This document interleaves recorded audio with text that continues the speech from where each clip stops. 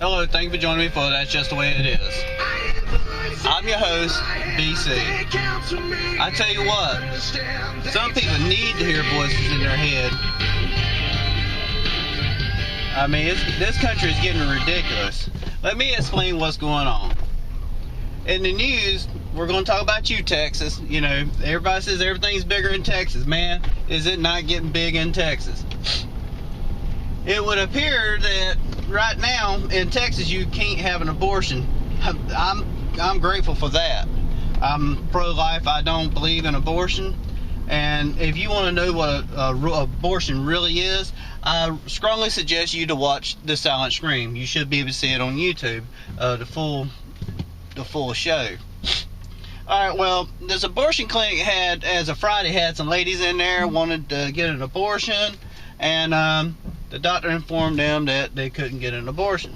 They hung out all day while the Supreme Court, or while the courts are discussing this.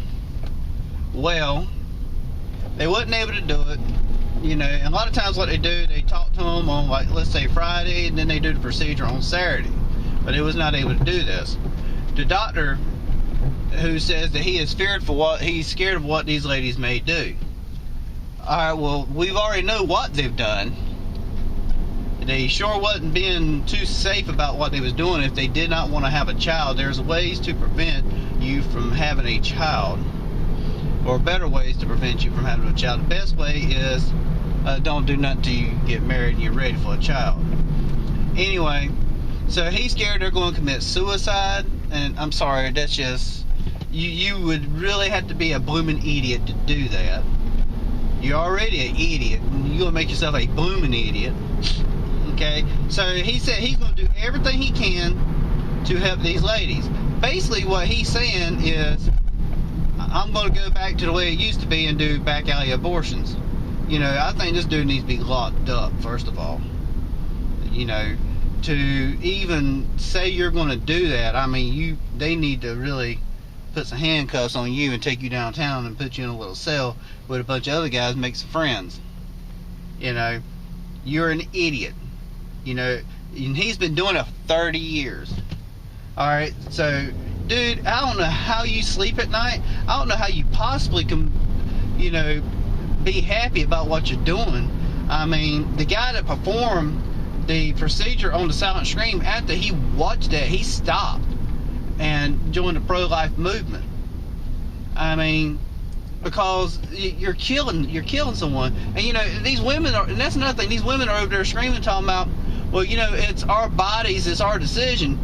Sorry, when you done what you did and created, you know, and by God's grace created some life, you took that right away. Because now we're talking about someone else's life. You know, I don't know who you think you are, or what makes you think that you got the power to choose whether someone lives or die. I'm sorry, you don't have that authority. You know, no matter what the law says, I mean, just human decency, you don't have that right. I mean, that's just like going out here and killing someone just because they're not able to say, hey, you're hurting me, or, you know, this is what's going on, does not mean that is not what's going on. Just because you're not hearing the child screaming during the procedure does not mean that child is not screaming. You know, to even think of that, you need to be ashamed of yourselves. I mean, even further than the shame. You know, you're Lord and scum, in my opinion. It's just, why, you know, if you don't want a child, do what you're supposed to do. You know, don't do anything until marriage. You know, you got some guy that comes up and says, well, you're pretty, let's go do something. And then you go. I mean, obviously the guy's not around. You know, a guy, if he was a true man, he'd do the right thing and say, hey, you know, I know we've done this, but we're going to make it work. Here's the ring, will you marry me? You know, that would be the right thing to do. You know, that right there tells you what this country is coming to.